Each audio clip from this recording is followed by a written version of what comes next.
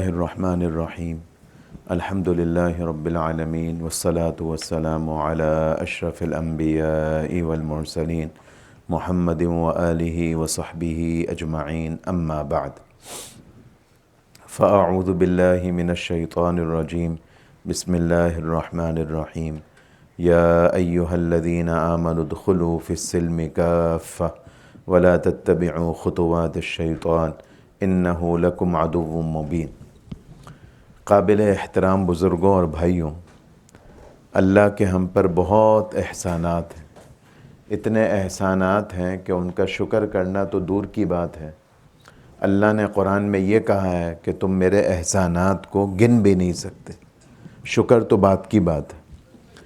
ان احسانات میں سے سب سے بڑا احسان وہ ایمان ہے کہ اللہ نے ہمیں مسلمان بنایا، اللہ نے ہمیں مسلمان گھر میں پیدا فرمایا، اللہ نے ایمان ہمیں عطا فرمایا، ہم رسول اللہ صلی اللہ علیہ وسلم کی امت میں کہلاتے ہیں۔ رسول اللہ صلی اللہ علیہ وسلم کی خدمت میں ایک صحابی حاضر ہوئے اور اسلام لانے کا ارادہ کیا، عمر ابن عاص رضی اللہ عنہ، اور اسلام لانے کے لیے رسول اللہ صلی اللہ علیہ وسلم پر بیعت کرنے کے لیے ہاتھ آگے بڑھایا، مسلمان ہونے کے لیے۔ ان کے بیٹے پہلے مسلمان ہو گئے، خود یہ عمر ابن عاص بعد میں مسلمان ہوئے۔ حضور کے آگے ہاتھ بڑھایا مسلمان ہونے کے لیے، جیسے ہم ہاتھ ملاتے ہیں۔ اللہ کے نبی نے بھی ہاتھ بڑھایا، اللہ کے نبی نے جب ہاتھ بڑھایا تو انہوں نے ہاتھ واپس کھینچ لیا، تو رسول اللہ صلی اللہ علیہ وسلم حیران ہوئے، اے عمر کیا ہوا، ہاتھ کیوں واپس کر لیے؟ تو عرض کیا کہ اے اللہ کے رسول، میں آپ سے ایک شرط لگانا چاہتا ہوں۔ شرط لگانا چاہتا ہوں کا مطلب میں آپ سے ایک وعدہ لینا چاہتا ہوں۔ بھئی کیا وعدہ لینا چاہتے ہو؟ یہ وعدہ لینا چاہتا ہوں کہ میری عمر زیادہ ہو گئی اور میں نے ساری زندگی سارے گناہ کرے، کوئی گناہ ایسا نہیں ہے جو میں نے چھوڑا ہوں۔ اب میں مسلمان ہو جاؤں اور مسلمان ہونے کے باوجود پکڑا جاؤں تو کیا فائدہ؟ تو مجھے یہ ضمانت دیجئے، یہ مجھے ایشورنس دیجئے، یہ مجھے گارنٹی کیجئے کہ میں جب مسلمان ہو گیا تو میرے ماضی کے تمام گناہ معاف ہو جائیں گے۔ تو رسول اللہ صلی اللہ علیہ وسلم نے ان سے فرمایا، اما علمت یا عمر ان الاسلام یہدم ما کان قبلہ، تمہیں نہیں معلوم اے عمر کہ جیسے تم نے کلمہ پڑھا لا الہ الا اللہ، یہ کلمہ پڑھتے ساتھ پچھلا سارا ریکارڈ ڈیلیٹ ہو گیا، سارے گناہ تمہارے معاف ہو گئے۔ ایک تابعی ہیں امام مکحول رحمۃ اللہ علیہ، ان سے روایت ہے، صحیح روایت ہے کہ رسول اللہ صلی اللہ علیہ وسلم کی خدمت میں ایک بوڑھا آدمی آیا، اور اتنا بوڑھا تھا کہ کہتے ہیں کہ بڑھاپے کی وجہ سے یہ جو بال آنکھوں کے اوپر جس کو آپ آئی برو بولتے ہیں، وہ بال بھی لٹکے ہوئے تھے، اور ایسے لٹکے ہوئے تھے کہ آنکھوں کے اوپر آئے ہوئے تھے۔ اس بڑھاپے میں رسول اللہ صلی اللہ علیہ وسلم کی خدمت میں، یہ بات یاد آ گئی، میں اس پر عرض کر رہا ہوں کہ میں نے بات کہاں سے شروع کری کہ اللہ نے ہم پر بہت احسانات کرے۔ ان میں سے ایک بڑا احسان جس کی ہمیں بعض دفعہ قدر نہیں ہوتی وہ یہ ہے کہ ہم مسلمان ہیں۔ اس پر بات عرض کر رہا ہوں کہ ایک بوڑھے آدمی آئے حضور کی خدمت میں اور عرض کیا، اے اللہ کے رسول، میں نے زندگی ایسی گزاری ہے کہ میرے من میں، میرے جی میں جو خواہش آئی میں نے پوری کری، جائز ناجائز چھوٹی بڑی کوئی خواہش چھوڑی نہیں۔ اب مجھے یہ بتائیے کہ زندگی تو ایسی خراب گزاری، میری توبہ کی کوئی حیثیت ہے؟ میری توبہ اللہ کے ہاں قبول ہوگی؟ تو رسول اللہ صلی اللہ علیہ وسلم نے ان بوڑھے صاحب سے کہا کہ آپ مسلمان ہو گئے ہیں؟ تو انہوں نے عرض کیا کہ اے اللہ کے رسول، میں گواہی دیتا ہوں کہ اللہ کے سوا کوئی عبادت کے لائق نہیں اور آپ اللہ کے رسول ہیں، یعنی میں مسلمان ہوں۔ تو رسول اللہ صلی اللہ علیہ وسلم نے فرمایا، بس پھر ختم، جیسے تم مسلمان ہوئے تو پرانی ساری تمہاری غلطیاں معاف، اس کو حیرت ہوئی، کہنے لگا وغدراتی وفجراتی، اے اللہ کے رسول جو اتنے بڑے بڑے گناہ میں نے کیے وہ، تو اللہ کے نبی نے فرمایا وہ سارے معاف۔ تو وہ اللہ کے نبی کی مجلس سے اٹھے اور اللہ اکبر لا الہ الا اللہ کا نعرہ لگاتے ہوئے باہر نکلے کہ یہ کتنی خوشی کی بات کہ میں مسلمان ہوا اور مسلمان ہوتے ساتھ میرے سارے گناہ معاف ہو گئے۔ ایک بات اور یاد آئی، رسول اللہ صلی اللہ، یہ ساری بات کس پر عرض کر رہا ہوں کہ اللہ نے ہمیں مسلمان بنایا، یہ کتنی بڑی دولت۔ رسول اللہ صلی اللہ علیہ وسلم نے فرمایا کہ قیامت کے دن کافروں کو دوزخ میں ڈالا جائے گا، مسلمانوں میں سے بھی بعض گناہگاروں کو اپنے گناہوں کی سزا میں دوزخ میں ڈالا جائے گا۔ دوزخ میں جب کافر لوگ گناہگار مسلمانوں کو دوزخ میں دیکھیں گے تو ان کو طنز کریں گے، طعنہ دیں گے، کیا فائدہ تمہارے مسلمان ہونے کا، تم بھی ہماری طرح دوزخ میں پڑے ہوئے ہو۔ تو وہ بڑے شرمندہ ہوں گے۔ اللہ کو تو سب معلوم ہے، اللہ تعالیٰ فرشتوں سے فرمائیں گے اخرجوا من النار من کان فی قلبہ مثقال ذرۃ من الایمان، دوزخ میں سے ہر اس شخص کو نکال دو جس کے دل میں ذرہ برابر ایمان ہو۔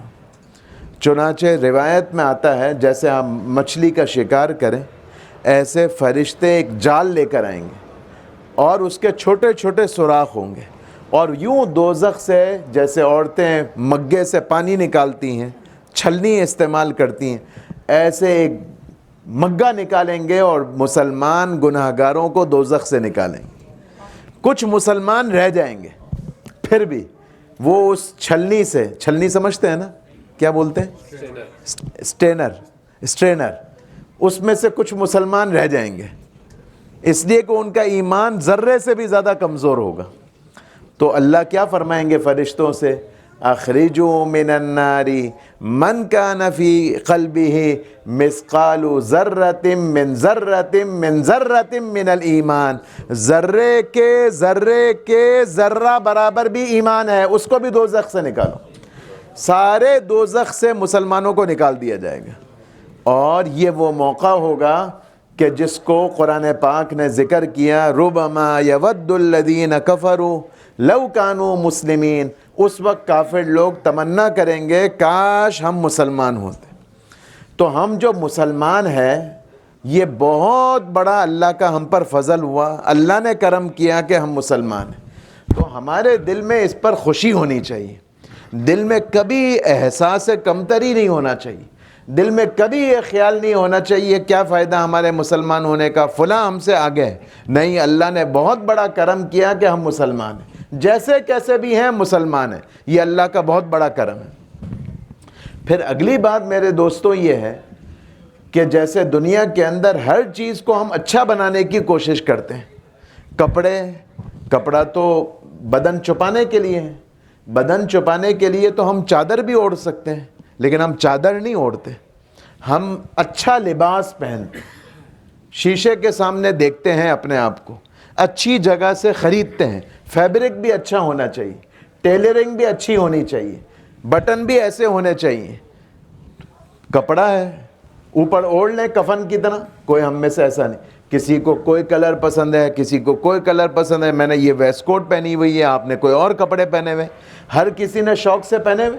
چشمہ ہم شوق سے خریدتے ہیں، ٹوپی شوق سے خریدتے ہیں۔ تو دنیا میں ہر چیز ہم ایسی تیار کرتے ہیں، ایسی استعمال کرتے ہیں جو اچھی لگے، جو پریزنٹیبل ہو، جو ہم کسی کو دکھا سکیں۔ تو نیرا ایمان، نفس ایمان، ذرہ برابر ایمان ہے تو بہت قیمتی، لیکن اگلا تقاضا ہم سے اللہ کا یہ ہے کہ اس ایمان پر محنت کرو۔ جیسے بالوں کو کنگھی کرتے ہیں، چہرے کو صابن سے دھوتے ہیں، بالوں کو شیمپو کرتے ہیں، کپڑے اچھے پہنتے ہیں، جوتے چپل اچھے پہنتے ہیں، ایسے اپنے ایمان کو اچھا کرنا یہ ہم سے تقاضا ہے۔ اس لیے اللہ تعالیٰ نے ہم سے کیا فرمایا قرآن پاک میں، یا ایھا الذین آمنوا آمنو، اے ایمان والوں ایمان لے آؤ۔ ایمان والوں ایمان لے آؤ کیا مطلب ہے؟ آپ میں سے ایک بھائی کا میں نام جانتا ہوں، اور نام جانتے ہوئے میں ان کو پکاروں بھی ان کے نام سے، بھائی عبداللہ، میں ایک بھائی ہیں ان کا نام ہے عبداللہ، میں ان سے پوچھوں عبداللہ بھائی آپ کا کیا نام ہے، آپ کیا سوچیں گے کہ یہ کیسی بات کر رہے ہیں؟ آپ نے تو مجھے ایڈریس ہی میرے نام سے کیا، آپ نے تو مجھے پکارا ہی میرے نام سے، تو جب پکارا میرے نام سے تو گویا آپ کو پتہ ہے میرا نام عبداللہ ہے، تو اب اس سوال کا کیا مقصد کہ آپ کا نام کیا ہے؟ اللہ ہمیں پکار رہے ہیں، یا ایھا الذین آمنو، اے انگل ووڈ میں بیٹھنے والے مسلمانوں، آمینو، مسلمان ہو جاؤ۔ تو اللہ تو خود کہہ رہے ہیں مسلمان ہیں، تو مسلمان دوبارہ کیسے ہوں گے؟ مغرب کی نماز پڑھ لی ہم سب نے، تو ہمیں تو نہیں کہا جائے گا مغرب پڑھو۔ اللہ فرما رہے ہیں یا ایھا الذین آمنو، اے ایمان والو، آمینو، ایمان لے آؤ۔ کیا مطلب؟ تو علماء فرماتے ہیں مطلب یہ ہے، اے وہ لوگوں جو زبان سے ایمان لائے ہو، دل میں اپنے ایمان اتارو۔ اے وہ لوگوں جن کو ایمان کا ظاہر حاصل ہوا ہے، وہ ایمان کی حقیقت اپنے اندر پیدا کریں۔ ایمان ابھی صرف ظاہر میں ہے، مسلمان ہے، نام ہمارا مسلمانوں والا ہے، لیکن یہ اسلام کی حقیقت اپنے اندر پیدا کرو۔ اسلام کی حقیقت کیا ہے؟ ایمان کی حقیقت کیا ہے؟ ایمان کی حقیقت یہ ہے کہ ہمارے دل سے اللہ کے علاوہ ہر چیز کا اثر ختم ہو جائے۔ اس کائنات میں ایک اللہ کی مرضی چلتی ہے، اللہ کے علاوہ کسی کی مرضی نہیں چلتی۔ وہ ہوتا ہے جو اللہ چاہتے ہیں، وہ نہیں ہوتا جو اللہ نہیں چاہتے۔ ساری دنیا کچھ چالے اور اللہ کا چاہا اس کے خلاف ہو، وہ ہوگا جو اللہ چاہیں گے، وہ نہیں ہوگا جو ساری دنیا اور ساری دنیا کی طاقت والے، ساری دنیا کے اسلحے والے، ساری دنیا کے ٹیکنالوجی والے جو چاہیں گے وہ نہیں ہوگا۔ اس لیے اللہ نے ہمیں موسیٰ علیہ السلام کے قصہ سنایا، اللہ نے ہمیں یوسف علیہ السلام کا قصہ سنایا، اور اللہ نے کہا کہ یہ قصے میں نے قصے خوانی کے لیے نہیں سنائے، یہ قصے میں نے اس لیے نہیں سنائے کہ بھئی تم چلو یہ کہانی سنو۔ لَقَدْ كَانَ فِي قَصَصِهِمْ عِبْرَةٌ لِأُولِي الْأَلْبَابِ، یہ اس لیے سنائے تاکہ تمہاری دل کی آنکھیں کھلیں۔ موسیٰ علیہ السلام کے قصے میں ہم نے کیا سنا؟ کیا میں اور آپ بیان کرتے رہتے ہیں۔ موسیٰ علیہ السلام پیدا بعد میں ہوئے، اور فرعون کی حکومت نے یہ فیصلہ کیا کہ موسیٰ پیدا نہیں ہونے چاہیے۔ فرعون کی حکومت فیصلہ کر رہی ہے کہ موسیٰ پیدا نہ ہو، اور اللہ کا فیصلہ ہے کہ موسیٰ پیدا ہوں گے۔ تو اللہ نے اپنی قدرت سے وہ کیا جو اللہ نے چاہا، موسیٰ علیہ السلام کو پیدا کر دیا۔ اس زمانے میں یہ آرڈر تھا پولیس کو کہ جہاں بچہ پیدا ہو، بچے کے رونے کی آواز آئے، معلوم کرو لڑکا ہوا ہے لڑکی ہوئی ہے، اور اگر لڑکا ہوا ہے اسی وقت ماں کے سامنے اس کو لو اور گردن اس کی دباؤ اور ختم کرو۔ چنانچہ موسیٰ علیہ السلام جب پیدا ہوئے تو موسیٰ کی ماں کو فکر ہوئی ابھی فرعون کی پولیس آئے گی اور میرے بچے کو میرے سامنے قتل کر ڈالے گی، تو یہ کیسے ہو سکتا ہے؟ تو اللہ نے موسیٰ علیہ السلام کی ماں کے دل میں یہ ڈالا کہ ایسا کرو کہ اس بچے کو ایک تابوت میں ڈالو، ایک ٹرنک میں ڈالو، پھر اس تابوت کو، اس ٹرنک کو سمندر کے اندر ڈالو۔ تابوت بچے کو ڈالو کس میں؟ ایک باکس میں، یوں کہہ لیں، اس باکس کو ڈالو کس میں؟ سمندر میں۔ یہ بات سمجھ میں آتی ہے؟ ہم میں سے کسی کو کہا جائے کہ آپ کے ہاں جو یہ نیو بورن بچہ پیدا ہوا ہے اس کو فلانے ڈبے کے اندر ڈال دو، تو یہ بچے گا یا مرے گا؟ مرے گا۔ اور اللہ موسیٰ علیہ السلام کی ماں کو کہہ رہے ہیں اس بچے کو صندوق میں ڈالو، صندوق کو سمندر میں ڈالو۔ سمندر میں جب بچے کو ڈالیں گے کیسے بچے گا؟ دونوں باتیں ہلاکت کی ہیں یا بچنے کی ہیں؟ ہلاکت کی ہیں۔ اور اللہ نے کیا بتایا؟ اللہ نے کیا کہا؟ اللہ نے کہا کہ اے موسیٰ کی ماں، اس بچے کو تابوت میں ڈالو، تابوت کو سمندر میں ڈالو، اس بچے کو ہم بچائیں گے، بچائیں گے نہیں، تمہاری گود میں لوٹائیں گے، تمہاری گود میں نہیں لوٹائیں گے، وَجَاعِلُوهُ مِنَ الْمُرْسَلِينَ، اس کو نبی بھی بنائیں گے۔ ایسا وعدہ کیا۔ کیا وعدہ کیا؟ کیا بتایا؟ کہ اس کائنات میں میری مرضی چلتی ہے، وہ ہوگا جو میں چاہوں گا۔ تو موسیٰ علیہ السلام پیدا ہوئے، موسیٰ علیہ السلام کی پرورش ہوئی فرعون کے محل میں، فرعون کے خرچے میں۔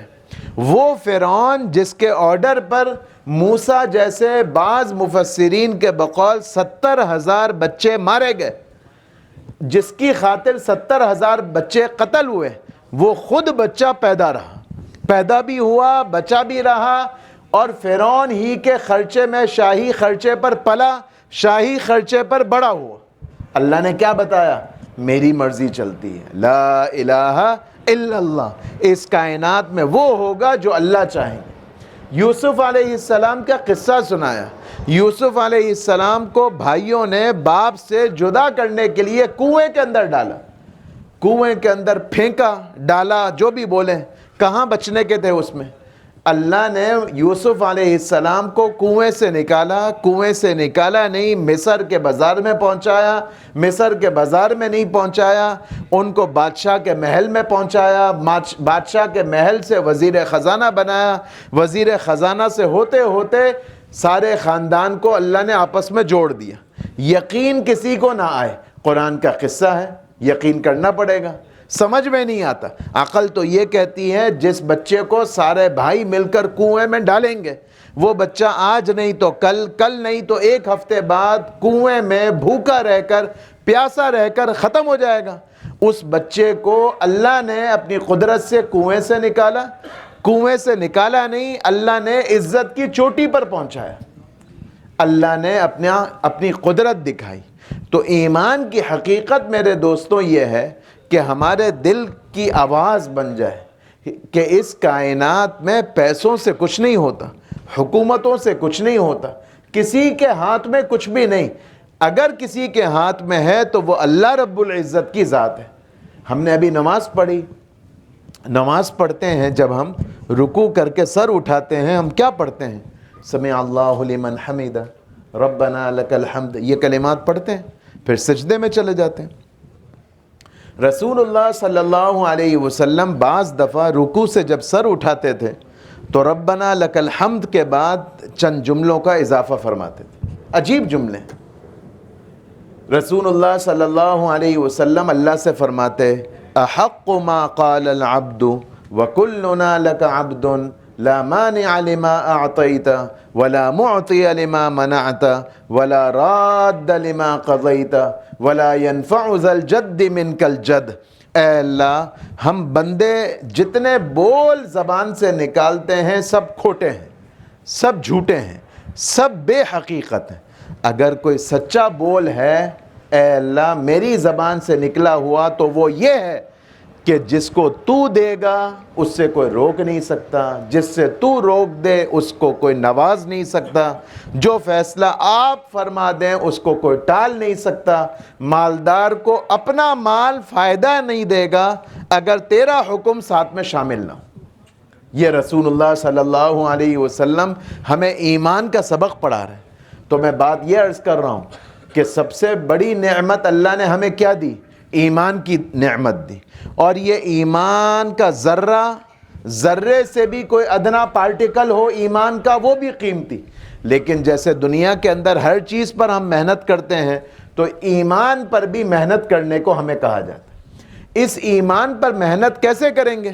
ہر چیز کی اپنی محنت ہے۔ مجھے جسم پر محنت کرنی ہے، میں واک کروں گا، جم جاؤں گا، ڈائٹ کنٹرول کروں گا، یہ اپنی جسم کی محنت ہے۔ پڑھائی کی اپنی محنت ہے، پڑھائی کروں نہیں وظیفہ کروں گا تو کوئی نوجوان پاس ہو جائے گا؟ ہر چیز کی اپنی محنت ہے۔ ایمان کی محنت کیسے کریں گے؟ ایمان کی محنت کے لیے ایک کام کہا جاتا ہے کہ ایمان کی دعوت ہم دینے والے بنیں، ایمان کے بول بولنے والے بنیں۔ اللہ سے ہوتا ہے، اللہ کے غیر سے کچھ نہیں ہوتا، اس کو ہم اپنی ضرورت سمجھ کر روزانہ بولنے والے بنیں، روزانہ کہنے والے بنیں۔ ہمارا کوئی دن خالی نہ گزرے اس سے کہ ہم اللہ کے بڑائی کے بول بولیں گے، اللہ سے ہونے کو کہیں گے، اللہ سے، اللہ کے غیر سے کچھ نہیں ہوتا، اس کو ہم اپنی زبان پر لائیں گے۔ یہ ہمارے ایمان پر محنت کرنے کا ایک جز ہے۔ ایمان پر محنت کرنے کا دوسرا جز کیا ہے کہ اس ایمان کے کمال کو اللہ سے مانگنا. ہم مسلمان بہت ساری دعائیں کرتے ہیں لیکن اللہ سے ایمان کی حقیقت نہیں مانگتے, اللہ سے ایمان کا کمال نہیں مانگتے. حالانکہ اسی ایمان کا کمال اللہ سے مانگا کس نے؟ رسول اللہ صلی اللہ علیہ وسلم نے. مختلف الفاظ, مختلف جملے, مختلف دعائیں. اللہ سے ایمان مانگا, اللہ سے ایمان کی حقیقت مانگی, اللہ سے تقوی کی حقیقت مانگی, اللہ سے اللہ کا ڈر مانگا. مجھے یہ بتائیے کہ اللہ کے نبی کو ایمان کا کمال حاصل نہیں تھا؟ تقوی اللہ کے نبی کے پاس نہیں تھا؟ اللہ کے نبی اللہ سے ڈرنے والے نہیں تھے؟ انا اخشاکم للہ و اتقاکم لہ, میں تم میں سب سے زیادہ اللہ سے ڈرنے والا ہوں. تو اللہ کے نبی سے بڑھ کر اللہ سے ڈرنے والا بھلا اور کون ہوگا؟ وہ اللہ کے نبی اللہ سے کہہ رہے ہیں اللہم آتی نفسی تقواہا, مجھے تقوی دے دے. تو اللہ کے نبی متقی نہیں تھے؟ ہمیں سکھایا یہ مانگنے کی چیز ہے. اللہ سے مانگو کہ اللہ تمہیں ایمان کا کمال عطا فرما دے.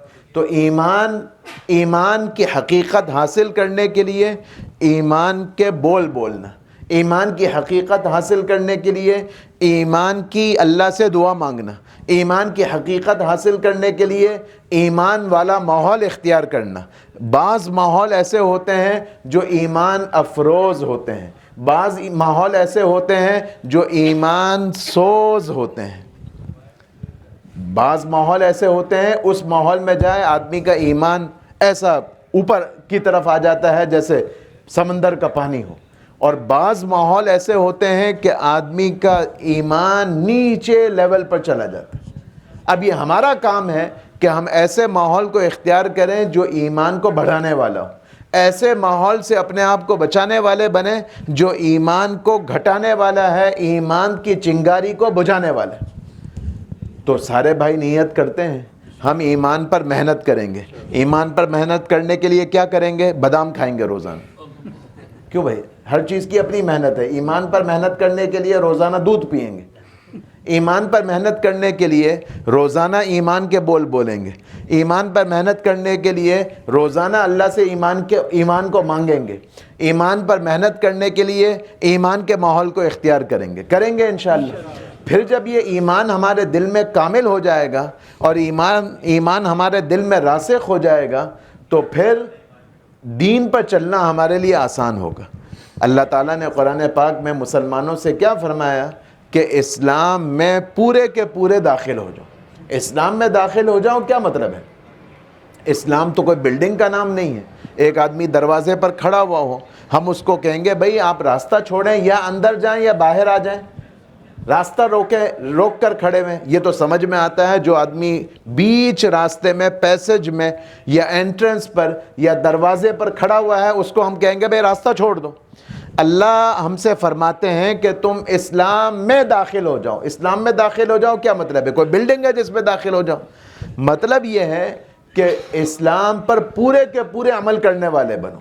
یہ پورے کے پورے عمل کرنے والا کون بنے گا؟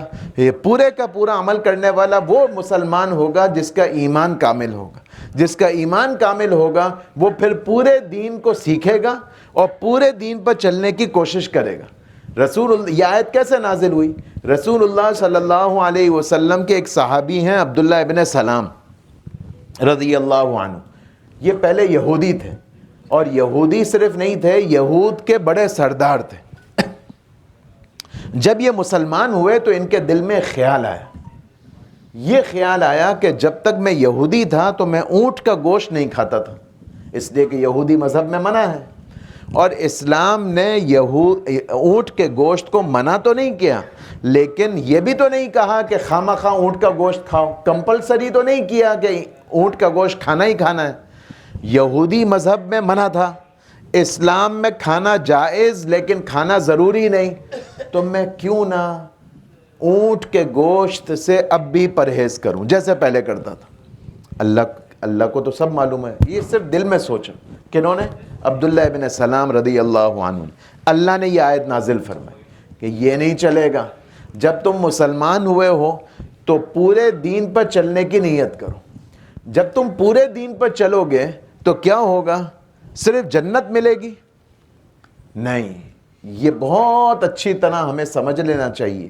اور سارے مسلمانوں کو سمجھانے کی ضرورت ہے کہ دین پر چلنے سے صرف جنت نہیں ملے گی، دین پر چلنے سے دنیا بھی بنے گی، اور دین پر نہ چلنے سے صرف آخرت نہیں بگڑے گی، دین پر نہ چلنے سے دنیا بھی بگڑے گی۔ یہ بہت موٹا فارمولہ ہے جو قرآن نے ہمیں سمجھایا ہے۔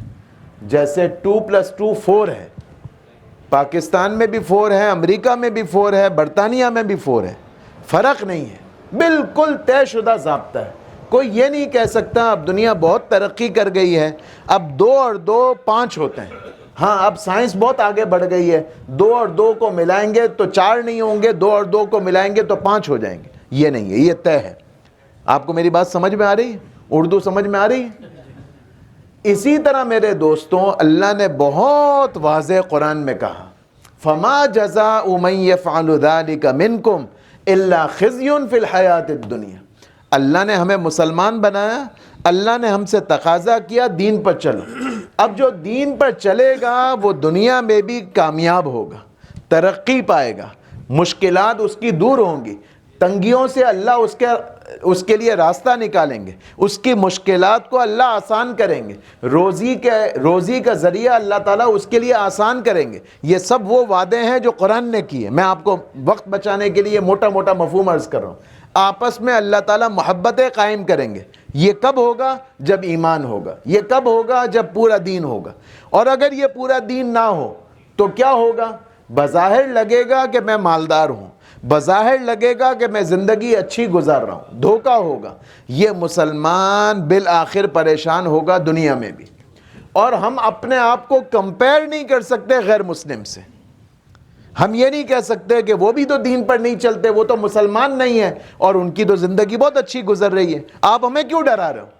تو میرے دوستوں بہت واضح سمجھ لینا چاہیے کہ ہم کون ہیں میرے دوستوں؟ مسلمان ہیں۔ ہمارے لیے اللہ نے کیا بنائی ہے آخرت میں؟ جنت۔ اور جو مسلمان نہیں ہے اولئک الذین لیس لہم فی الآخرۃ الا النار، کافروں کے لیے اللہ نے کیا بنائی ہے؟ دوزخ بنائی۔ ان کے لیے جنت اللہ نے سرے سے بنائی نہیں۔ اللہ نے مجھے اور آپ کو جنت میں لے جانا ہے۔ اللہ نے مجھے اور آپ کو بولو کہاں لے جانا ہے؟ جنت میں۔ جنت میں جانا ہے میرے دوستوں؟ ہاں جانا ہے نا بھائی؟ جنت میں ہم سب جائیں گے۔ اللہ نے اسی لیے ہمیں مسلمان بنایا ہے۔ ایک روایت یاد آئی، میں آپ کو سناؤں۔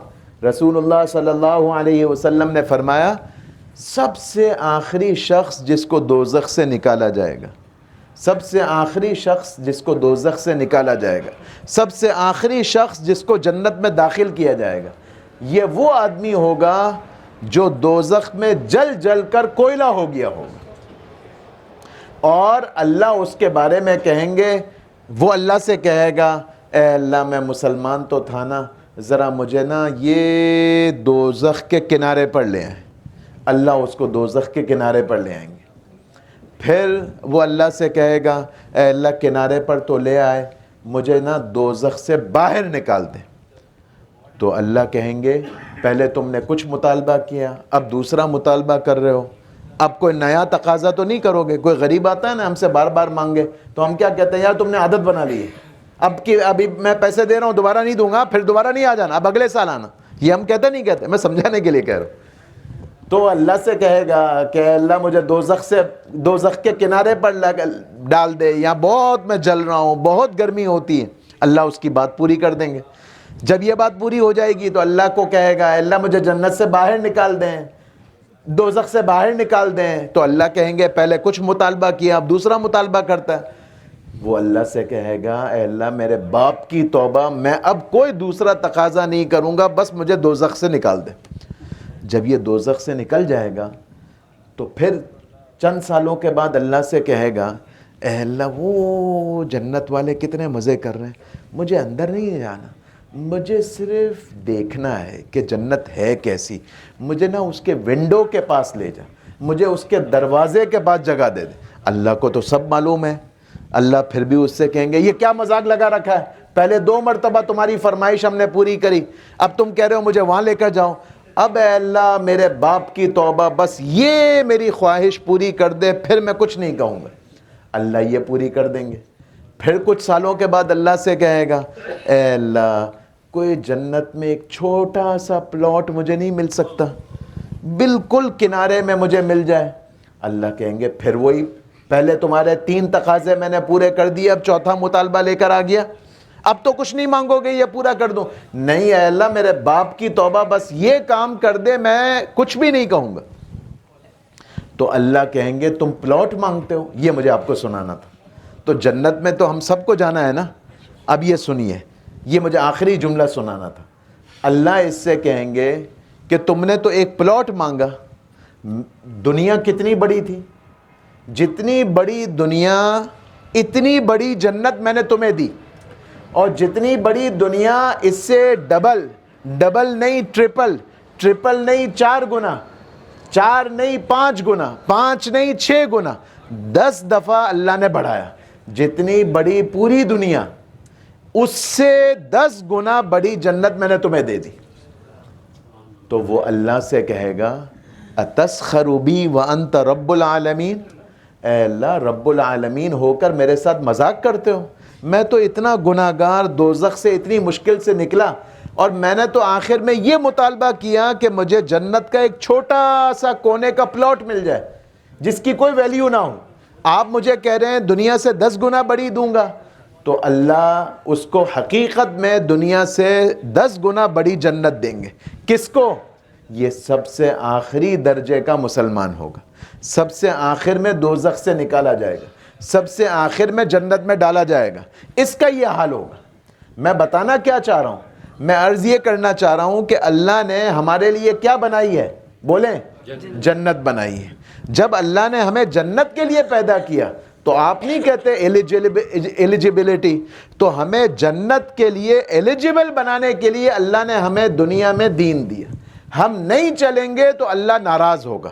ایسے جیسے ہمارا بچہ اسکول کے امتحان میں کم نمبر لے اور پڑوسی کا بچہ بھی کم نمبر لے، تو ہمارے پیٹ میں درد اپنے بچے کا ہوتا ہے پڑوسی کا ہوتا ہے؟ بتائیے، اپنے بچے کا ہوتا ہے۔ پڑوسی کا بچہ فیل ہو جائے، میرا بچہ فیل نہ ہو، صرف مارکس کم آئے، تو بھی میں ڈپریس ہو جاتا ہوں، پھر بھی میں اس کو ڈانٹتا ہوں کہ بھئی تمہارا رزلٹ اچھا کیوں نہیں آیا؟ ایسا ہے یا نہیں ہے؟ تو جیسے ہمیں ہمارے بچے سے تعلق پڑوسی کے یا اجنبی کے بچے سے یا اسکول کے دیگر بچوں سے ہمارا کوئی تعلق نہیں، ایسے ہی ہم نے کلمہ پڑھا، اللہ کو مانا، اللہ کے ایک ہونے کا اقرار کیا، تو ہمارا اللہ سے تعلق ہو گیا۔ تو اللہ ہمیں جنت میں لے جانا چاہتے ہیں۔ جب ہم مسلمان ہو گئے تو اب دنیا کے اندر میرے دوستوں ہمیں دین پر چلنا پڑے گا، ورنہ ہماری آخرت صرف نہیں بگڑے گی، دنیا بھی بگڑے گی۔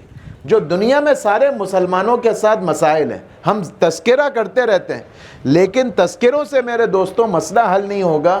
مسئلہ تب حل ہوگا جب ہم یہ معلوم کریں کہ وجہ کیا ہے، روٹ کاز آپ بولتے ہیں نا، یہ روٹ کاز کیا ہے مسلمانوں کی پریشانی کی۔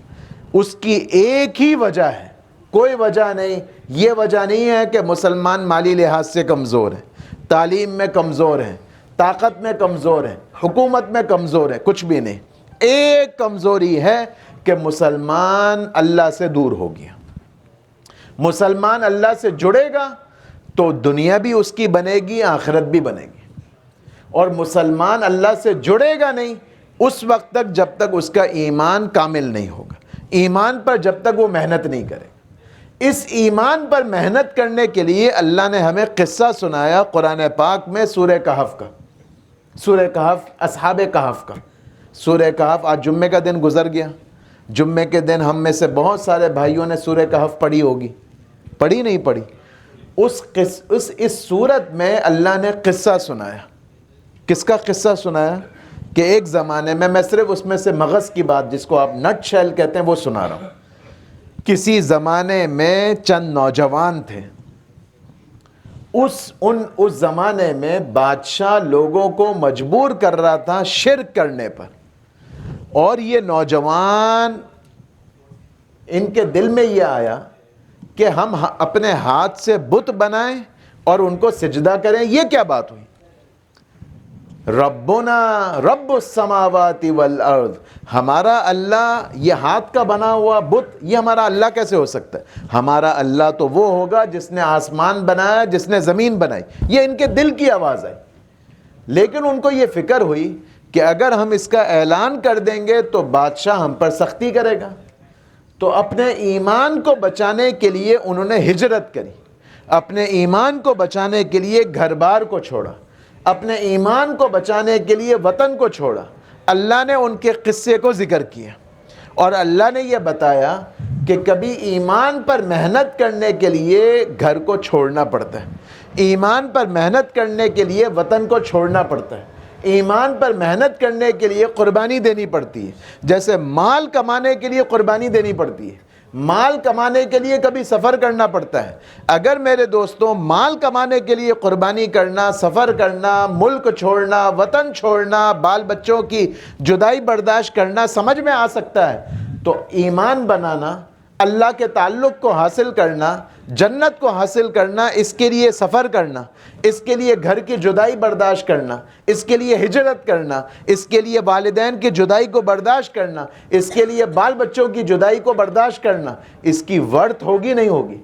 آپ میری بات سمجھ رہے ہیں؟ 2% کی دنیا، ساری دنیا کو رسول اللہ صلی اللہ علیہ وسلم فرماتے ہیں کہ یہ ساری دنیا ہمارے پاس تو کچھ بھی نہیں ہے نا، ساری دنیا کسی کے پاس ہو تو ہم کیا کہیں گے؟ یہ کتنا مالدار آدمی ہے۔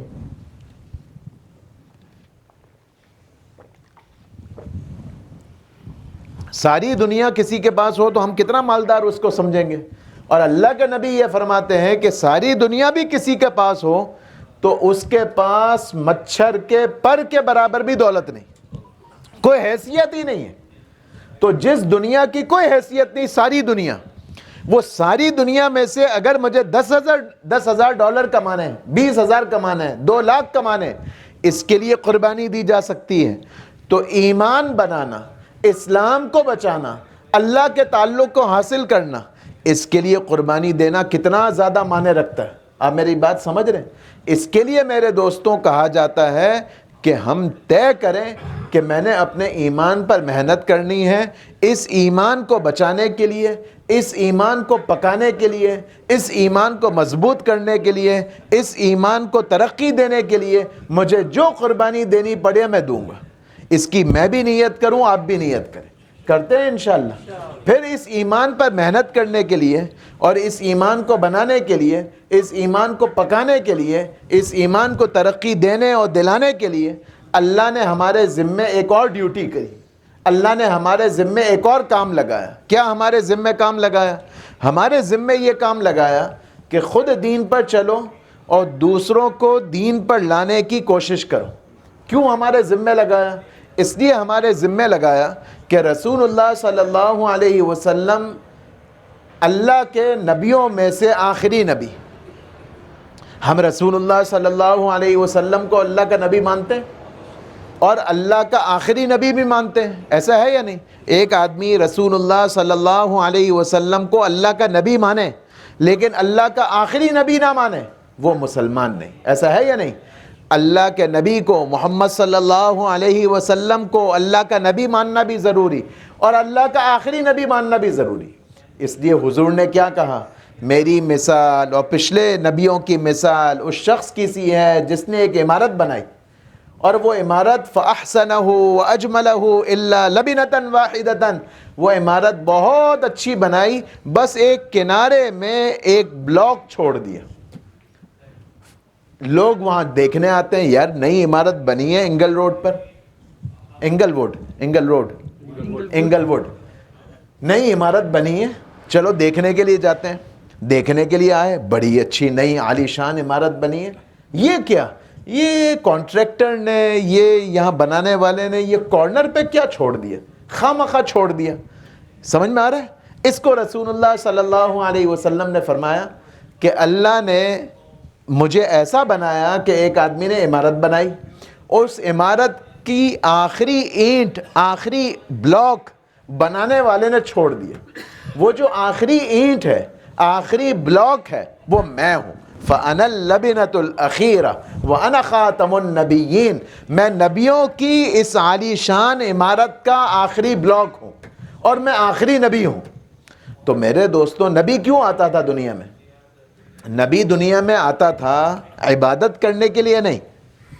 نبی دنیا میں کیوں آتا تھا؟ اللہ نے قرآن میں بتایا، الف لام را کتاب انزلناہ الیک لتخرج الناس من الظلمات الی النور تبارک الذی نزل الفرقان علی عبدہ لیکون للعالمین نذیرا۔ نبی کو اللہ نے کیوں بھیجا؟ لوگوں کو گمراہی سے نکال کر ہدایت پر لانے کے لیے۔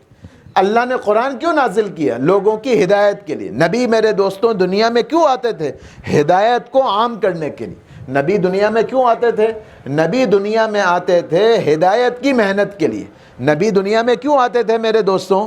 ہدایت کی محنت کے لیے، لوگوں کو دوزخ کے رستے سے نکال کر جنت کے رستے پر ڈالنے کے لیے۔ اس لیے رسول اللہ صلی اللہ علیہ وسلم نے یہ بھی فرمایا، میری مثال اور تمہاری مثال اس شخص کی سی ہے جس نے آگ جلائی، اور جب آگ جلائی جاتی ہے تو پتنگے کیسے سمجھاؤں گا؟ سمجھتے ہیں سب؟ کبھی کبھار آپ نے دیکھا، یا آپ جہاں سے آئے ہیں، دنیا بھر میں جہاں سے بھی آئے ہیں، اکثر وہ ہوں گے جو یہاں کے اوریجنل یہاں کے نہیں ہیں، کہیں نہ کہیں وطن چھوڑ کر آئے ہیں۔ تو یہ جب آپ کہیں دیکھو وینٹیلیٹر ہوتا ہے نا، وینٹیلیٹر، تو جب سورج کی کرن وہاں پڑتی ہے تو وہاں چھوٹے چھوٹے کیڑے آ جاتے ہیں۔ اب سمجھ میں آ رہا ہے؟ یہ سمجھ میں آ رہا ہے؟ یہ جو چھوٹے چھوٹے کیڑے ہوتے ہیں اس کو اردو میں کہتے ہیں پتنگے۔ پتہ نہیں انگلش میں کیا بولتے ہیں۔ سمجھ میں تو آ گیا، مقصد سمجھ میں آ گیا، مقصد سمجھ میں آ گیا۔ اللہ کے نبی فرماتے ہیں، میری مثال اس شخص کی سی ہے جس نے آگ جلائی، اور جب آگ جلائی تو اب پتنگے وہاں آ گئے، ان کو نہیں پتا یہ آگ ہے یا روشنی ہے، یہ آگ ہے یا وینٹیلیٹر ہے، یہ آگ ہے یا سورج کی کرن ہے۔ پتنگے اس آگ میں گرنے کے قریب ہیں، پتنگوں کو نہیں معلوم یہ آگ ہے، وہ بیوقوف ہیں، نادان ہیں، پتنگے اس میں گرنا چاہ رہے ہیں۔ تو تمہاری مثال پتنگوں کی سی ہے کہ تم نادانی میں دوزخ کے رستے پر چلے جا رہے ہو، تمہیں ہوش نہیں ہے کہ یہ جو مزے والا رستہ ہے جس میں تمہاری خواہش پوری ہوتی نظر آ رہی ہے اور تمہیں مزہ آ رہا ہے دنیا کے اندر زندگی گزارنے میں، تمہیں یہ معلوم نہیں کہ تم کتنی بڑی دوزخ کی طرف جا رہے ہو۔ ہاں، اس لیے رسول اللہ صلی اللہ علیہ وسلم نے فرمایا، لو تعلمون ما اعلم لضحکتم قلیلا ولبکیتم کثیرا۔ جتنا دوزخ جنت کو میں جانتا ہوں، اگر تم جاننے والے بن جاؤ تو رونا بڑھا دو، ہنسنا بھول جاؤ، اور اگر تمہیں وہ پتہ چل جائے جو مجھے پتہ ہے تو تم جنگل کے اندر نکل جاؤ روتے ہوئے، چیختے ہوئے، اور تم اپنی بیویوں کو بھی بھول جاؤ، تمہیں ایسا خوف دامنگیر ہوگا۔ رسول اللہ، ایک بات سے بات یاد آ رہی ہے، رسول اللہ صلی اللہ علیہ وسلم کے ایک ہی صاحبزادے تھے، 4 بیٹیاں تھیں، ایک بیٹے تھے، وہ ایک بیٹے بھی بچپن میں وفات پا گئے، حضرت ابراہیم رضی اللہ عنہ۔ جس روز اللہ کے نبی کے صاحبزادے حضرت ابراہیم رضی اللہ عنہ کا انتقال ہوا تو مقدر سے ایسا ہوا، ان کی وفات کی وجہ سے نہیں، مقدر سے ایسا ہوا کہ اس دن سورج گرہن ہوا۔ سورج گرہن سمجھتے ہیں نا؟ کیا ایکلپس؟ سولر ایکلپس، سورج گرہن ہوا۔ تو رسول اللہ صلی اللہ علیہ وسلم نے اس کی نماز پڑھائی۔ میں اس پر سنانا چاہ رہا ہوں کہ جنت اور دوزخ بات سے بات نکل رہی ہے لیکن سمجھنے کی بات ہے۔ اللہ کے بات کیا چل رہی تھی؟ میں نے بتایا رسول اللہ صلی اللہ علیہ وسلم نے فرمایا، میری مثال اور تمہاری مثال ایسی ہے کہ جیسے ایک آدمی نے آگ جلائی اور پروانے اور پتنگے اس میں گرے چلے جا رہے ہیں، اور وہ آگ، میرا حال ایسا ہے کہ میں تمہیں پکڑ چھوٹا بچہ ہوتا ہے، چھوٹا بچہ گھر میں بجلی کا جو سوئچ بورڈ ہوتا ہے، ساکٹ ہوتا ہے، اس کو ہاتھ لگاتا ہے۔ اب بات سمجھ میں آ جائے گی آپ کو، میری بات سمجھ میں آ رہی ہے؟ چھوٹا بچہ ہوتا ہے نا، ماں استری کر رہی ہوتی ہے، چھوٹا بچہ ہے، وہ استری کو پکڑنے کی کوشش کرے گا، ایسا ہے یا نہیں ہے؟ ماں کھانا پکا رہی ہے، وہ چولہے میں انگلی ڈالنے کی کوشش کرے گا، اس کو بیچارے کو نہیں پتا کہ یہ چولہا ہے، میرا ہاتھ جل جائے گا. تو ماں کیا کرے گی؟ بچے جا مزہ آئے گا، ماں یہ کرے گی، ماں اس کو بچائے گی. بچہ پھر بھی روئے گا، ماں اس کو بچانے کی فکر کرے گی. اللہ کے نبی یہ فرما رہے ہیں کہ مجھے معلوم ہے کہ دوزخ کتنی خطرناک ہے، اور مجھے یہ معلوم ہے کہ تم نادانی میں کتنا آگے بڑھے چلے جا رہے. وہ سورج گرہن والی بات میں یوں سنا رہا ہوں کہ رسول اللہ صلی اللہ علیہ وسلم نے اس دن نماز پڑھائی، اور بہت لمبی نماز پڑھائی، لمبا قیام، لمبا رکوع، لمبا سجدہ. جب نماز ختم ہوئی، یہ مجھے سنانا تھا، جب نماز ختم ہوئی تو اللہ کے نبی نے کہا کہ آج تو عجیب نماز تھی. اس نماز میں اللہ نے مجھے جنت بھی دکھائی، اللہ نے دوزخ بھی دکھائی. اور تم نے دیکھا میں کبھی نماز کے دوران آگے بڑھ رہا تھا تو اصل میں اللہ مجھے جنت دکھا رہے تھے، میں آگے بڑھ جاتا تھا، اور میرا دل چاہ رہا تھا کہ جنت کے پھل تمہارے لیے توڑ کے لے آؤں. پھر مجھے خیال ہوا کہ نہیں، ایسا نہیں کرنا چاہیے. اور تم نے مجھے دیکھا کہ میں نماز ہی میں پیچھے ہٹ رہا تھا. وہ پیچھے اس لیے ہٹ رہا تھا کہ اللہ نے مجھے دوزخ دکھائی، تو میں گھبرا کر پیچھے ہٹ گیا. میں یہ اس پر سنا رہا ہوں کہ اللہ کے نبی یہ فرما رہے ہیں کہ تمہاری مثال اور میری مثال اس شخص کی سی ہے جو آگ جلائے اور کوئی دیوانہ، کوئی پاگل، کوئی بیوقوف اس میں چھلانگ لگائے تو جو سمجھدار آدمی ہے اس کو روکتا ہے. تو اللہ کے نبی فرماتے ہیں انا آخذم بحجزکم من النار، میں تمہیں پکڑ پکڑ کر دوزخ سے بچانے کی کوشش کر رہا ہوں، اور تم ہو کہ جان جان کر اپنے آپ کو دوزخ میں جھونک رہے ہو. اللہ کے نبی نے بتایا کہ میرا کام ہے تمہیں دوزخ سے بچانا، اور تم ایسے نادان ہو کہ دوزخ میں چلے جا رہے ہو. اب میں بتانا یہ چاہ رہا ہوں کہ اللہ کے نبی تو دنیا سے چلے گئے. نبی دنیا میں آتا ہی ہدایت کے لیے تھا، نبی دنیا میں آتا ہی اس کے لیے تھا کہ لوگوں کو دوزخ کے رستے سے بچائے، جنت کے رستے پر ڈالے. اب جب نبی دنیا سے چلا گیا اور انسانیت کا سلسلہ نہیں رکا تو انسانیت کو ہدایت کا راستہ دکھائے گا کون؟ کون گائیڈ کرے گا؟ کون رہبری کرے گا؟ اس کے لیے اللہ نے اس پوری امت کو چنا. یہ امت رہے گی، نبی نہیں بنے گی، لیکن ان کی ڈیوٹی بڑھا دی، ان کا سٹیٹس اونچا کر دیا، ان کا گریڈ اونچا کر دیا، اور یہ کہا کہ تم ہو تو امتی، نبی تم میں سے کوئی نہیں، لیکن تم کام کرو گے نبیوں والا. اس لیے ہمیں کہا گیا کنتم خیر امت اخرجت للناس، تم سب سے بہترین امت ہو جو اپنے گھروں سے نکالے گئے ہو. گھروں سے کیوں نکالے گئے ہو؟ مال کمانے کے لیے نہیں، لوگوں کو ہدایت پر لانے کے لیے، لوگوں کو بھلائی کی طرف لانے کے لیے، لوگوں کو دوزخ سے بچانے کے لیے. یہ تمہارا کام ہے. تو اس لیے میرے دوستوں، اللہ نے ہمیں محمد صلی اللہ علیہ وسلم کی امت میں پیدا فرما کر اللہ نے ہم پر کرم کیا. میں نے اور آپ نے اللہ سے مانگا تھا اس امت میں پیدا ہونا ہے؟ ہم نے تو نہیں مانگا تھا. اللہ نے بن مانگے ہمیں اس امت میں پیدا فرمایا. موسیٰ علیہ السلام نے اللہ سے مانگا، لیکن اللہ نے ان کی دعا نہیں قبول کری، اور اللہ کو انہوں نے بہت سارے واسطے دیے، اور اللہ سے کہا اے اللہ میں اپنی تختیوں کے اندر ایک امت کا تذکرہ پاتا ہوں جو ہر حال میں تیری حمد کرے گی. یہ اے اللہ یہ امت تو بڑی عجیب ہوگی، یہ امت تو مجھے دے دے. تو اللہ نے جواب دیا تلک امت احمد، آپ کو یہ امت نہیں ملے گی، یہ امت تو ہم نے احمد صلی اللہ علیہ وسلم کے لیے رکھی. اے اللہ میں اپنی کتابوں میں تذکرہ پاتا ہوں ایک ایسی امت کا کہ وہ اپنی آسمانی کتاب کو سینے میں محفوظ کرے گی، حفظ قرآن کرے گی. کیسی عجیب قوم ہوگی کہ تورات کسی کو یاد نہیں، انجیل کسی کو یاد نہیں، اور قرآن پاک اس امت کا بچہ بھی یاد کرے گا. اے اللہ یہ امت تو مجھے دے دے. نہیں نہیں نہیں نہیں موسیٰ، یہ امت تو ہم نے احمد کو دی. ایک نہیں، دو نہیں، کئی فضائل موسیٰ علیہ السلام نے اس امت کے ذکر کیے، اور اللہ نے ہر مرتبہ موسیٰ علیہ السلام کو کیا جواب دیا؟ آپ کو نہیں ملے گی یہ امت تو ہم نے احمد صلی اللہ علیہ وسلم کے لیے رکھی. تو بالآخر موسیٰ علیہ السلام نے اللہ سے کیا کہا؟ اپنی تختیاں ایک طرف رکھی اور عرض کیا اے اللہ یہ امت تو مجھے نہیں دیتا تو تو مجھے اس امت میں پیدا کر دے. اللہ نے کہا نہیں موسیٰ، آپ تو ہمارے نبی ہیں، آپ اسی پر راضی رہیے. میں یہ اس پر کہہ رہا ہوں کہ موسیٰ علیہ السلام نے اللہ سے دعا مانگی، اللہ سے مطالبہ کیا. ان کو پتا تھا یہ امت کتنی قیمتی ہے. میں نے آپ نے اللہ سے مانگا؟ ہم نے مانگا نہیں، اللہ نے اپنے کرم سے ہمیں محمد صلی اللہ علیہ وسلم کی امت میں پیدا کیا۔ قیامت کے دن جنتی لوگوں کی 120 صفیں ہوں گی، جیسے اس مسجد میں یہ صفیں ہیں، 4 صفیں ہیں، 5 صفیں ہیں، 6 صفیں ہیں۔ قیامت کے دن جنتی لوگوں کو صف میں کھڑا کیا جائے گا، لائن میں کھڑا کیا جائے گا۔ کتنی لائنیں ہوں گی؟ تعداد میں 120 ہوں گی۔ چوڑائی کتنی ہوگی؟ آپ کی مسجد ہے نا، تو پتہ ہے مسجد کی مینجمنٹ کو پتہ ہوتا ہے کہ ہماری ایک صف میں کتنے نمازی آتے ہیں۔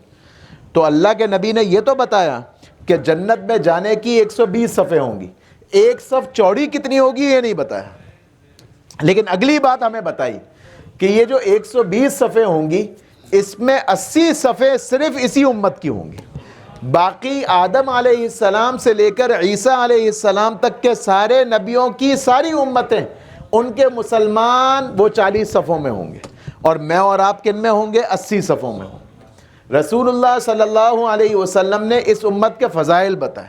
کیوں بتائے؟ فضیلت کائے کو ہے؟ فضیلت کسی جاب کی وجہ سے۔ آپ کے ہاں جاب ڈسکرپشن ہوتی ہے، جے ڈی ڈیفائن ہوتی ہے، ہماری جے ڈی بنائی گئی، ہمیں دنیا میں بھیجا گیا اور ہمیں بتایا گیا کہ تمہارا کام یہ ہے، تمہارے ذمے یہ ہے۔ ہم اپنا ذمہ بھول گئے، اور ذمہ نہیں بھولے میرے دوستوں، ذمے کے بھولے ہونے کو بھی بھول گئے۔ نہیں سمجھے؟ کبھی ایسا ہوتا ہے نا، ہم بچے کو کہتے ہیں، بچہ باہر جا رہا ہوتا ہے، نماز کے لیے جا رہا ہوتا ہے، کہیں اور جا رہا ہوتا ہے، تو ہم کہتے ہیں بیٹا واپسی میں نا روٹی لیتے ہوئے آنا۔ ایسا ہوتا ہے نہیں ہوتا؟ ہر جگہ ہوتا ہے، ایسا ہوتا ہے نہیں ہوتا؟ واپسی میں نا دودھ لیتے ہوئے آنا، واپسی میں صبح کے لیے ناشتے کے لیے انڈے نہیں ہیں، انڈے لیتے ہوئے آنا۔ بات سمجھ میں آ رہی ہے؟ بچے کو ماں کو کام ذمے لگا دیتی ہے، اب وہ بچہ ہے واپس آتا ہے خالی ہاتھ، ماں نے پوچھا لے آئے وہ کام؟ او ہو میں تو بھول گیا۔ صحیح ہے؟ اچھا، ایک بچہ تو وہ ہوتا ہے جو کہتا ہے میں بھول گیا، ایک بچہ ایسا ہوتا ہے بھلکڑ میرے جیسا، اس کو ماں نے پوچھا ماں بیٹا وہ میں نے تمہیں کہا تھا واپسی میں روٹی لیتے ہوئے آنا، 6 انڈے بھی لیتے ہوئے آنا، تو لے آئے۔ مما کب کہا تھا آپ نے؟ آپ میری بات سمجھ رہے ہیں؟ یہ میں مذاق نہیں کر رہا ہوں، یہ ہمارا بہت بڑا مسئلہ ہے۔ کہ کون سا بڑا مسئلہ ہے؟ بات کو سمجھیے، بس میں بات ختم کر رہا ہوں۔ ہمیں ایک کام ذمہ لگایا گیا، اس کام کو ہم نے چھوڑا، یہ ایک جرم ہوا۔ دوسرا جرم جو اس سے بڑا جرم ہوا وہ یہ ہوا کہ ہمیں یہ بھی نہیں پتا کہ ہم نے ایک ڈیوٹی کو چھوڑا ہے۔ نہیں سمجھے؟ آج کا مسلمان اگر ایک نماز چھوڑ دیتا ہے گناہ ہے، لیکن وہ یہ جانتا ہے کہ چھوڑنی نہیں چاہیے تھی۔ جو آدمی گناہ کرے اور یہ پتہ ہو کہ میں نے گناہ کرا ہے، یہ کبھی نہ کبھی توبہ کرے گا۔ اور ایک آدمی گناہ کرے اور اس کو یہ ہوش ہی نہ ہو کہ یہ جو میں کر رہا ہوں یہ غلط کر رہا ہوں، تو وہ کب توبہ کرے گا؟ کبھی بھی نہیں کرے گا۔ اس امت کا مسئلہ کیا ہوا جو ابھی تبلیغ میں ہمیں کہا جا رہا ہے اور ہمیں جماعت میں نکلنے کو کہا جاتا ہے، اور ہمارے بزرگ ہم سے کیا کہتے ہیں؟ ہمارے بزرگ ایک جملہ بولتے ہیں سادہ سا، اور ہمیں سمجھ میں نہیں آتی۔ بڑوں کی باتیں جو ہوتی ہیں نا وہ بہت سادی ہوتی ہیں، اور آپ نے یہ بھی سنا ہوگا کہ ان بڑوں کی باتوں میں ریپیٹیشن بہت ہوتا ہے، ایک ہی بات کو دہرایا جاتا ہے، اور ہم سمجھتے ہیں یار یہ تبلیغ والے باتیں اچھی کرتے ہیں لیکن ان کی باتوں میں ریپیٹیشن بہت ہوتا ہے۔ ریپیٹیشن تو قرآن میں بھی ہے۔ کیوں؟ قرآن بات کرتا ہے، فوکس کرتا ہے، جو مغز کی بات ہوتی ہے اس کو گھما پھرا کر سناتا ہے۔ تو ہمارے بزرگ ایک ہی بات ہر مجلس میں کرتے ہیں۔ کون سی بات؟ کہ امت نے دین کو چھوڑا، دین کی محنت کو چھوڑا، اور دین کی محنت میرے ذمے تھا، اس ذمہ داری کو بھلا بھی دیا۔ یعنی یہ بھی احساس نہیں کہ میرے ذمے ایک کام تھا اور میں اللہ سے معافی مانگوں، اے اللہ آپ نے میرے ذمے یہ کام لگایا تھا، میں اس کو بھول گیا ہوں، تو مجھے معاف کر دے۔ یہ بھی احساس نہیں ہے۔ یہ احساس مرد کو بھی ہے، عورت کو بھی ہے، مجھے کمانا ہے۔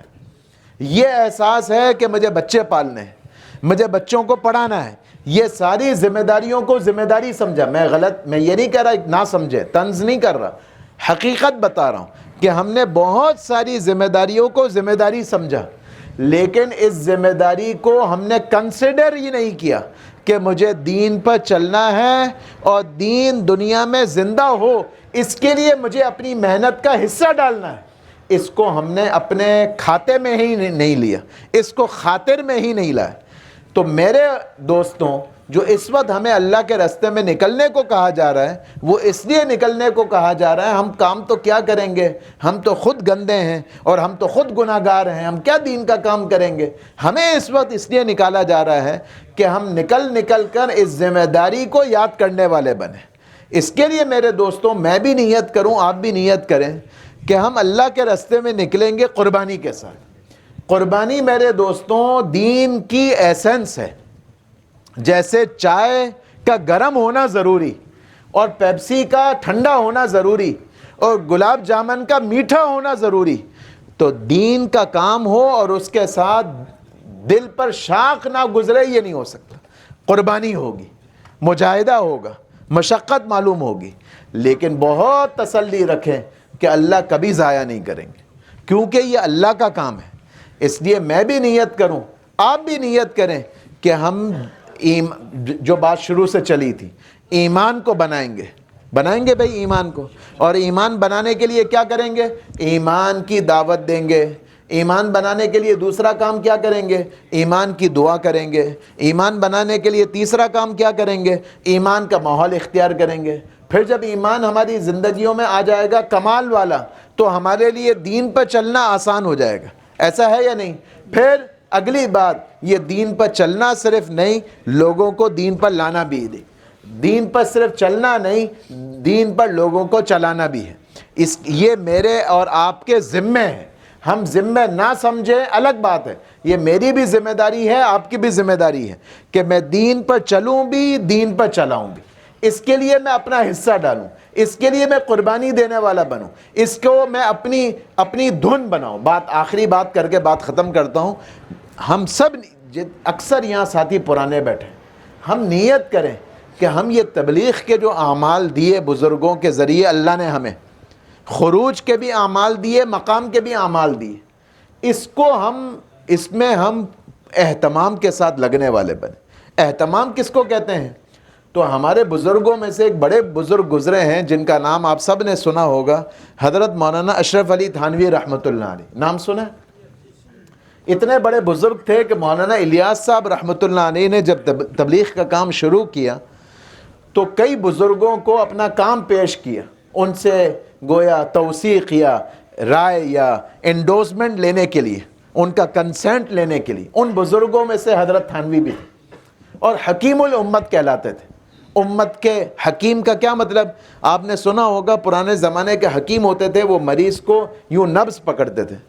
آپ کے ہاں تو اب نہیں ہوتا نا ایسا، ہاں ایسے حکیم ہوتے ہیں، ان کو کہتے ہیں نباز ہیں۔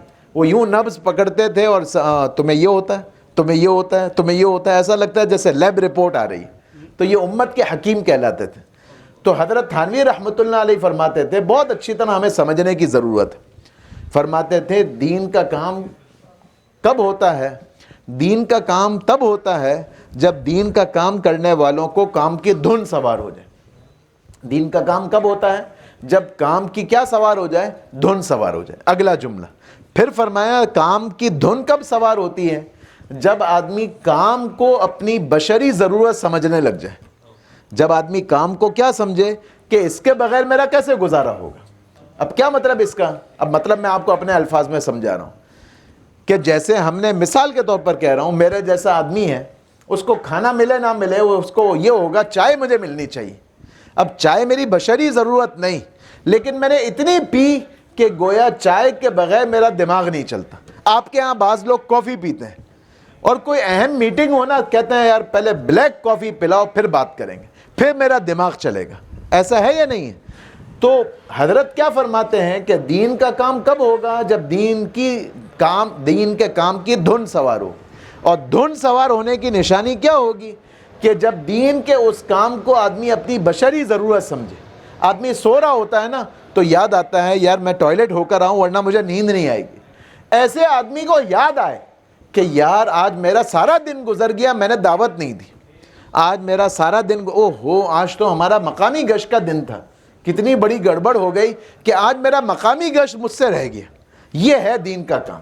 تو اس کے لیے میرے دوستوں ہم یہ طے کریں کہ میں نے اس کام میں چلنا ہے اور قربانی کے ساتھ چلنا ہے۔ قربانی مانگنی نہیں ہے، یہ مطلب نہیں ہے قربانی مانگے، لیکن ذہنی طور پر تیار رہیں کہ جب دین کا کام کرنا ہے اس کے ساتھ ناگواری آئے گی، یہ طے ہے، اور جب قربانی آئے گی، ناگواری آئے گی، اس کو ہم برداشت کریں گے۔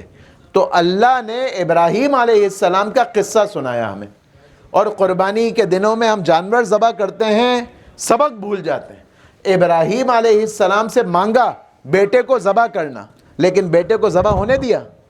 نہیں ہونے دیا۔ لگے گا ایسا، آپ دیکھیں کوئی لمبی سڑک ہو اور دائیں بائیں درخت ہوں تو ایسا لگتا ہے دور سے کہ یہ سڑک آگے بند ہو رہی ہے، لیکن بند نہیں ہو رہی ہوتی، آدمی چلتا چلا جاتا ہے تو راستہ کھل جاتا ہے۔ بس دین کا کام ایسا ہے، ہمت کر کے چلیں گے، اللہ تعالیٰ سنبھال لیں گے، اللہ تعالیٰ مدد کریں گے، اللہ ضائع نہیں ہونے دیں گے۔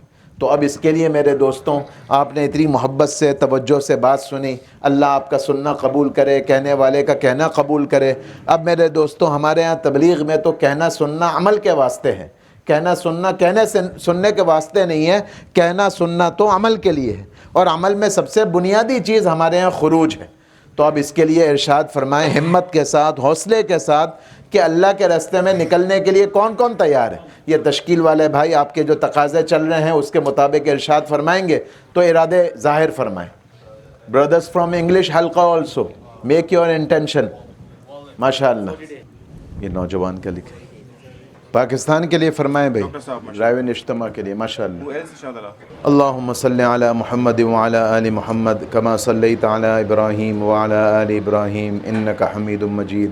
اللہم بارک علی محمد وعلی آل محمد کما بارکت علی ابراہیم وعلی آل ابراہیم انک حمید مجید۔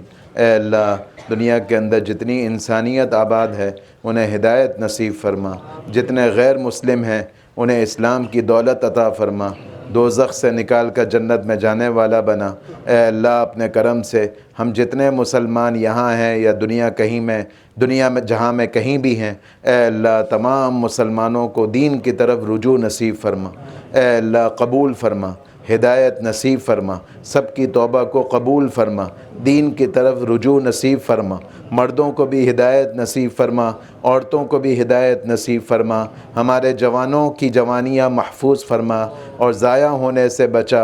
اے اللہ اپنے کرم سے ہمارے تمام مسلمانوں کے تمام گناہوں سے درگزر فرما، دعوت والے مبارک کام کے لیے سب کو قبول فرما۔ اے اللہ دنیا میں جہاں کہیں مسلمان پریشان ہیں، آفت زدہ ہیں، مراکش میں، لیبیا میں، دنیا کے کسی خطے میں، اے اللہ ان مسلمانوں کی داد رسی فرما، ان کی مدد فرما، مرحومین کی مغفرت فرما، جو پریشان حال ہیں ان کی پریشانی دور فرما، مقروضوں کو قرضوں سے خلاصی عطا فرما، ناجائز مقدمات میں الجھے ہوئوں کو مقدمات سے خلاصی عطا فرما۔ اے اللہ جن گھروں میں ناچاقی ہے ان ناچاقیوں کو ختم فرما، گھروں کی ناراضگیوں کو ختم فرما، مسلمانوں کی آپس کی رنجشوں کو ختم فرما، مسلمانوں میں آپس میں محبت نصیب فرما، ہماری مسجدوں کو اعمال سے آباد فرما، ہماری دعاؤں کو اپنے کرم سے قبول فرما۔ وصلی اللہ وسلم علی سیدنا محمد وعلی آلہ وصحبہ اجمعین